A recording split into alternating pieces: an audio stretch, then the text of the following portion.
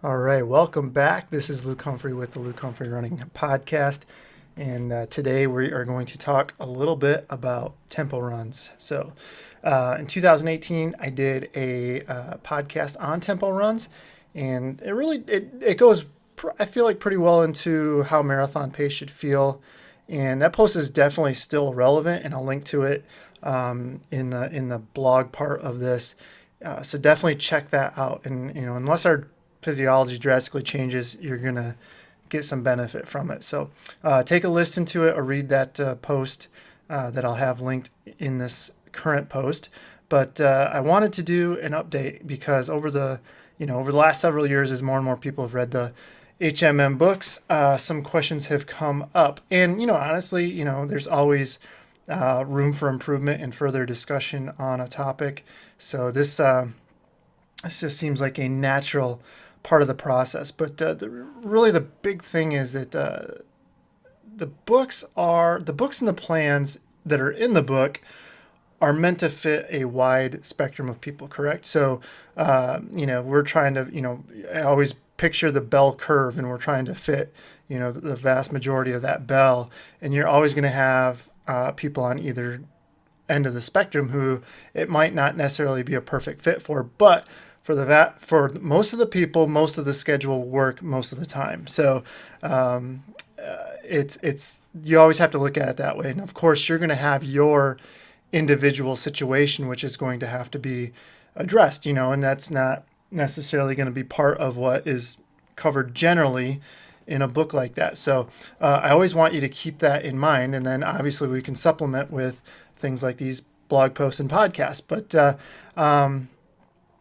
questions come up all the time. And I think today is a good time to comment on some of the most common areas where of specificity of the tempo runs, of the marathon tempo runs. So let's just go right into that section. So the first area I see is people making small jumps versus big jumps in marathon training. And so by this I mean, are you making a big jump into a goal pace, or are you making a small jump into a goal pace? And so I would say anything within 10 seconds a mile of what you've currently run is probably within, kind of what I would say your standard of deviation already. So by that, I mean, if your current marathon pace is 9 minutes a mile, then you probably hit 850 per mile fairly regularly in training. And it doesn't represent any major adjustment in pace. Like it's not going to take a extreme shift in gears to reach that pace based on where you're already at.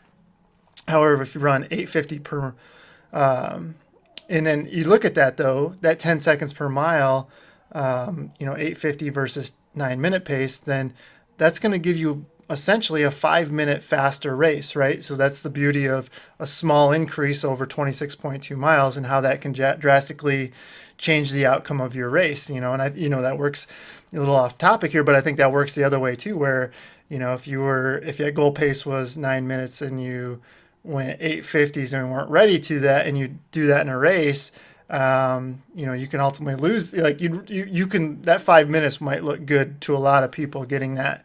It may mean the difference between getting into Boston and not getting into Boston. But anyway, let's use that 9 minute per pace now that you've run 9 minute pace, and now you want to run 830 pace.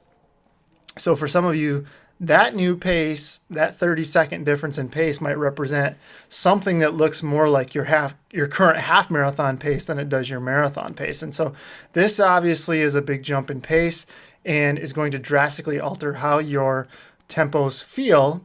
They might end up feeling more like even more intense than strength work. They might even feel closer to speed session. So as far as intensity and just kind of that gut level feeling that you have, and really, are you even able to do these tempo runs at that pace, especially early on? So that's something we have to address. And so building on that jump in pace, the next logical step is how your early paces feel versus later tempo runs feel. So the basic assumption here is that you're coming off of a rest and are now starting to build up to a marathon. So now if you aren't coming off of a rest, but simply moving from one segment to another, then chances are that your early tempo runs will feel easier than they should, and that's a sign of trouble. Because to me, you're going to be probably too fit too fast, and it's going to ultimately cause you probably to overcook a little bit. But that's another discussion for another time. For now, let's assuming you are coming off of a rest and you're making a small jump in paces. If that's the case, then marathon pace should feel uncomfortable but not super taxing. And this is mostly because you slightly decreased your fitness levels, and this is slightly above your current marathon ability, but it's nothing drastic, right? And the idea is that your fitness improves and your marathon pace will feel easier as you go to a point. Now, as we mentioned, and then we'll talk about that in a second, but essentially where you throw in the factor of cumulative fatigue and heavy training and all that good stuff, then later on, it might not necessarily feel easier, even though your effort is about the same. But we'll talk about that in a second. As we've mentioned, if you're making a big jump in paces, then marathon tempos will feel difficult, and they might even be discouraging. However, if you are committed to the goal, I say give it several weeks before deciding if it is too much, and we'll discuss ways to combat this later on. But essentially, what I'm saying is, if you're coming off of a rest and you're taking a small jump in marathon pace, it's probably going to feel uncomfortable early on, but it's going to gradually feel more and more comfortable. It's not going to be overly taxing, things like that. Now, if you're making a big jump, it's going to feel much more intense, right? It's going to feel almost like training for a half marathon tempo. And I'll talk about ways you can adjust for that later on, but just know that early on, those paces are going to feel really, really intense. And the thing is that you're going to be altered, like you're kind of throwing a wrench into it because you're going to feel pretty intense, and that intensity is probably never going to really back off, because then you go in from doing a 4-mile tempo at a really fast pace to gradually building up to 8, 9, 10 miles tempo at that same effort, and that's going to feel pretty tough. And I think you have to kind of go into it recognizing that. The next area is your progression of fitness. So the whole goal with a training plan is to improve your level of fitness. And in theory, marathon pace should feel easier, right? But for some, it might, especially those small jumpers, as I'm calling them, you might actually just get more and more comfortable because it's nothing drastically different than what you've done in the past. But for some, it might be, there's confounding factors that I mentioned, so how that's going to affect how we actually feel. In reality, I have only had pace feel slightly easier in my experience with doing tempos. What's more important is that unless I was overtrained, I never felt worse, right? So it never really got better, but it never really got worse. And so what I mean is I felt roughly the same for a 10-mile tempo later in a segment as I did during a 4-mile tempo 8 weeks prior. And even more important than that, my confidence increased as I felt more comfortable, or not necessarily comfortable, but familiar with that new pace. And I was able to say, okay, this doesn't feel impossible now, even though it might not have felt easier, but I was running so much further at the same pace, and I never really felt any worse at the end of that I did earlier in the segment. So the big thing I want to say here too is notice that I'm differentiating between easier and comfort, right? So it might not feel easier, but you might feel more comfortable at that more intense pace. And I find this to be true for modest increases in pace and for those who are adjusting well to bigger increases in pace. So the thing to note there, I guess, is that if you don't feel more comfortable at that harder pace and your confidence isn't improving at all, it might be time to kind of worry a little bit about that. And I'm talking by the time you get to like the 9 and 10 mile tempo range. If you don't feel, comfortable, and by comfortable, I'm not saying, you feel like you're on an easy run, but if you don't feel like, if you feel like you're racing your tempos and you feel like you get done with that and you couldn't run another mile at that point, you might have something to worry about. But if it's like, okay, it was hard, but I was able to do it and I was able to bounce back and do whatever I had scheduled next, that's a pretty good sign. All right, so the last one I want to talk about was the effect of cumulative fatigue and its effect on your feel for tempo pace. And so using our early 4 mile tempo example, it feels hard because your fitness is just at a lower level. And when you get to those 10 mile tempos, you are doing them with several weeks of hard training on your legs. So that's what I mean. Like your effort might be the same, but you're running a lot further, so basically your fitness may be leaps and bounds higher, but the fatigue you feel is not allowing your tempos to feel easier. And so under normal heavy training, tempo runs will be hard, and the first couple miles might not be all that wonderful, but you'll be able to settle into that pace and end up being just fine.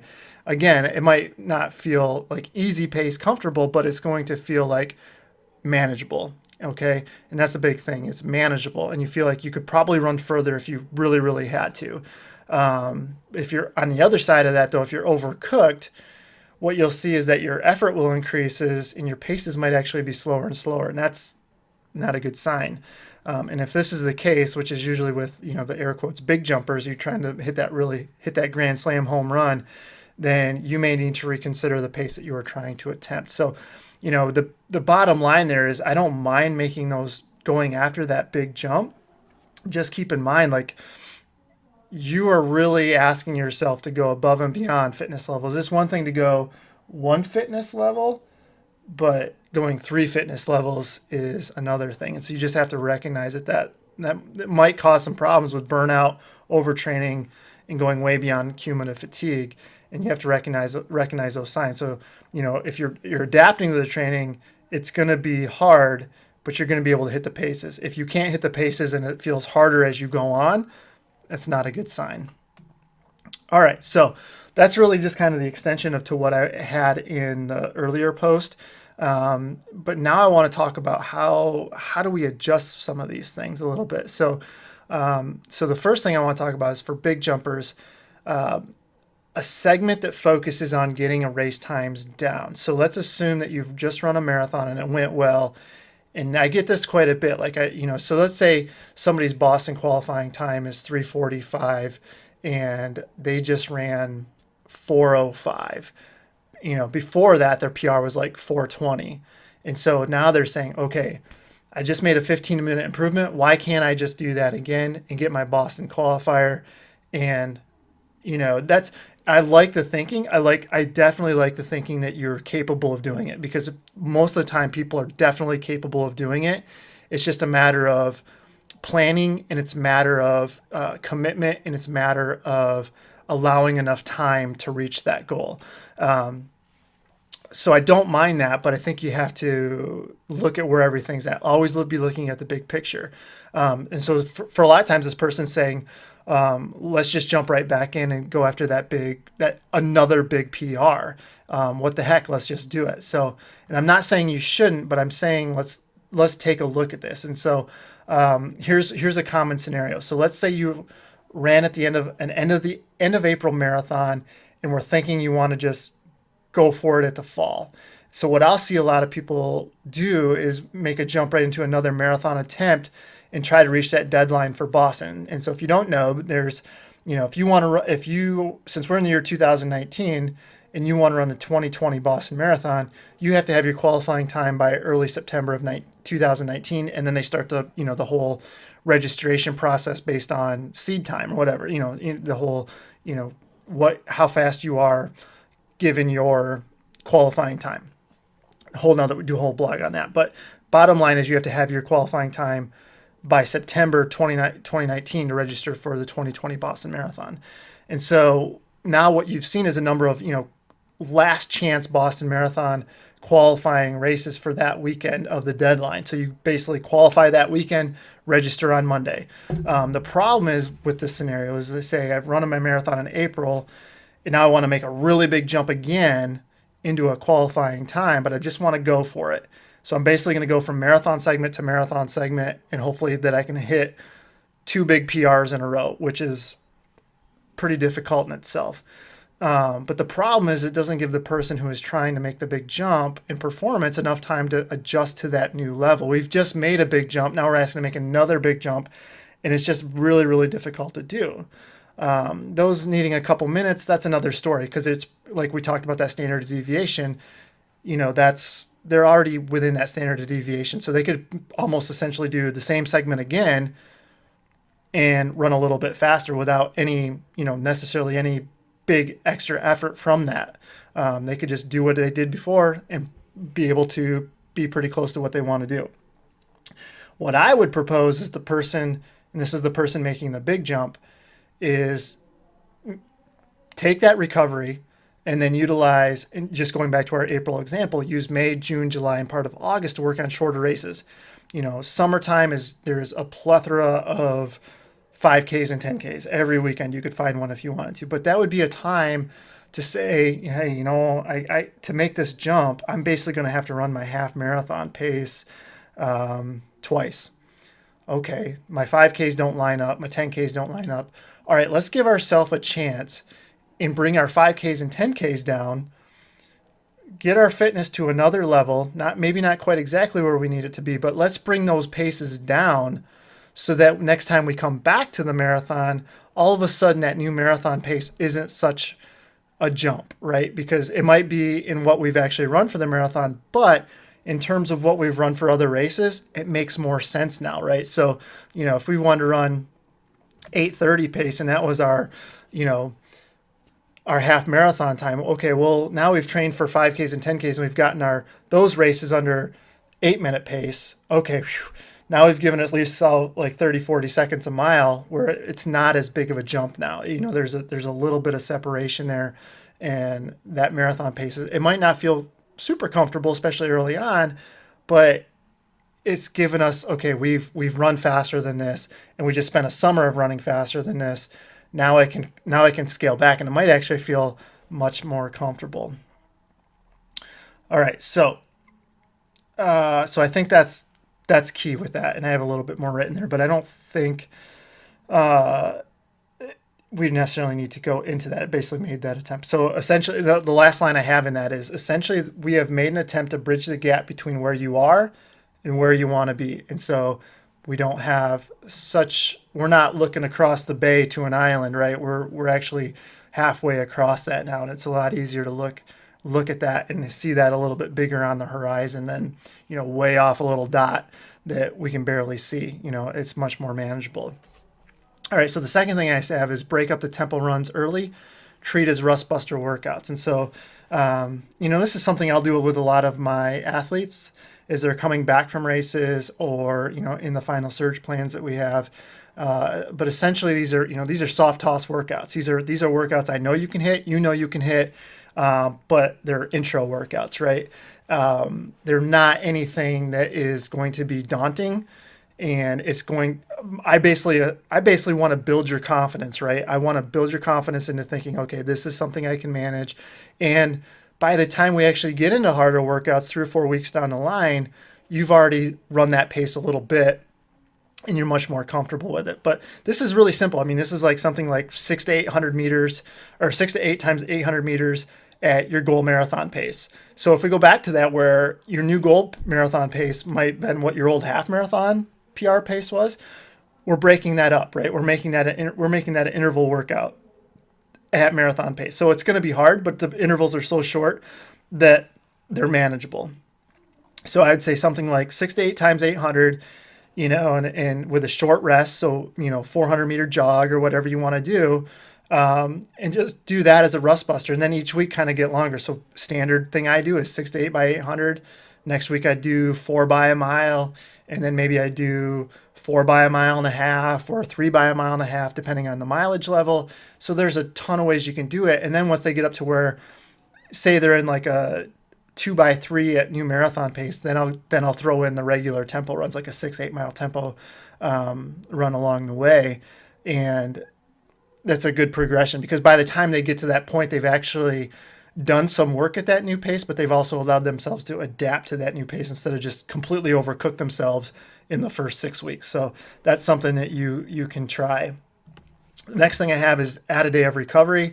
So I've talked about this plenty of times, but I'm a big fan of going Monday, Thursday, Saturday. So Monday, speed or strength, Thursday tempo, Saturday long run, and then taking Sunday as your easy day, and then starting that cycle over. Or Tuesday, Friday, Sunday, same type of setup.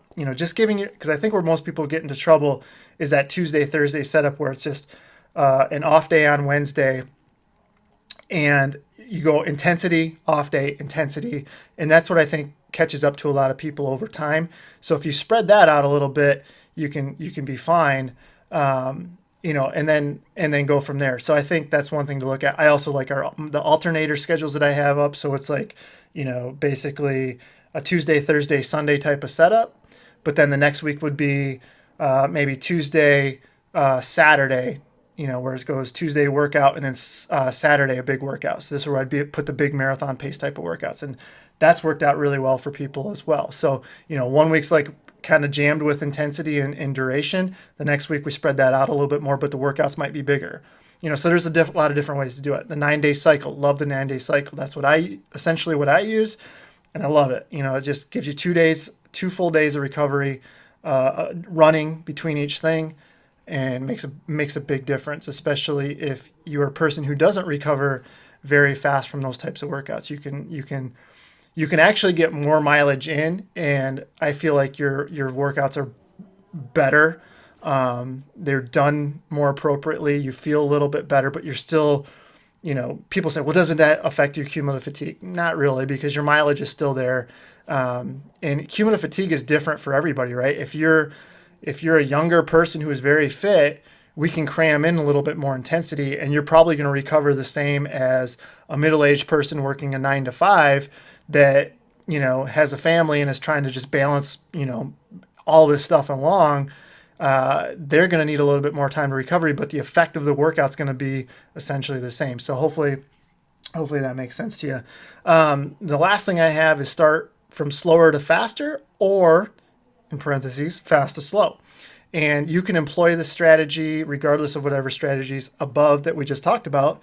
You kind of do this as a supplement, but there are really two ways to approach. And the first is to start your tempo or your marathon repeats at your current marathon pace and progressively work towards your goal marathon pace. So I personally like this method the best.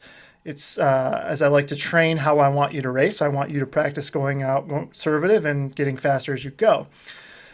However, there's the other side of this as well, and that would be to start your goal marathon pace and simply hold on as long as you can.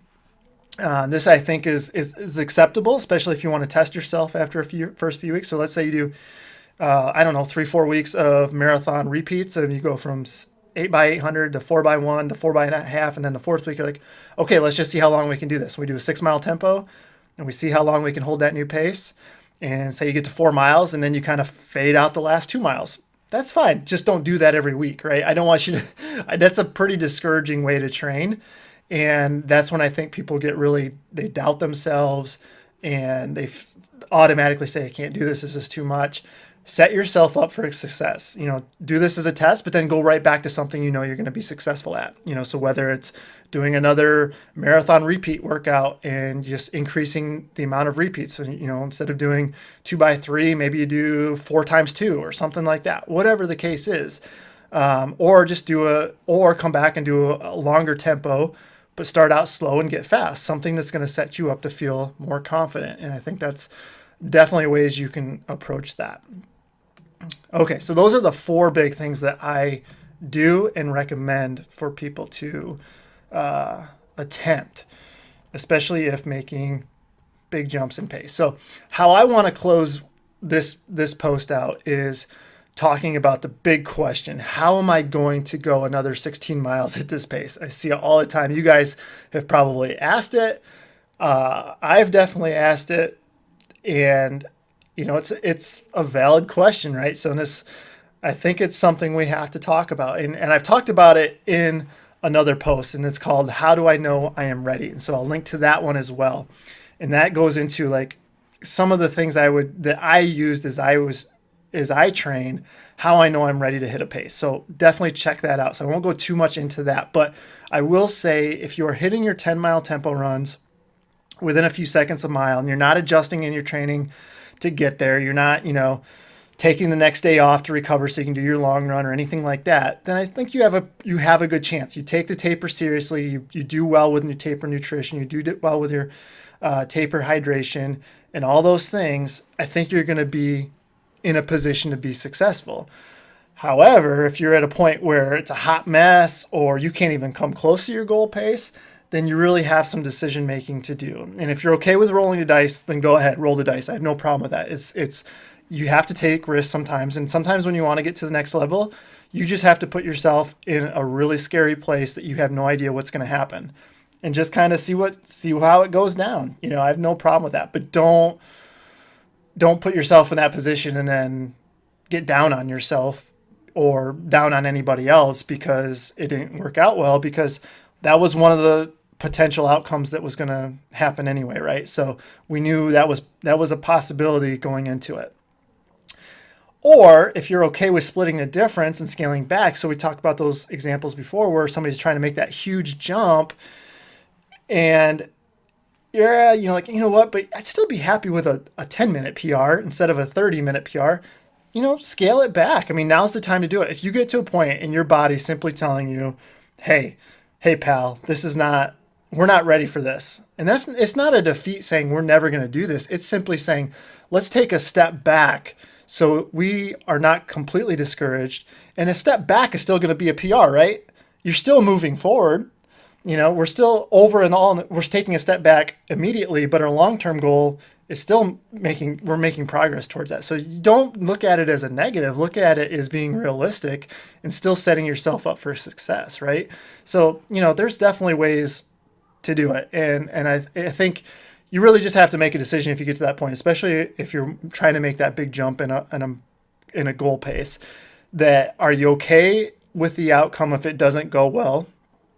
Or would you rather take a little bit of success and scale that way out there goal back a little bit this time, but still making progress towards it down the road? And that's something you just have to work out on your own. But essentially, what we're doing is I want to make that bridge from here to Boston qualifier land or to sub 4 hour land or whatever destination you have in mind. I want to make the progress towards that. So just keep all this in mind. But there's a ton of ways to set things up on your own.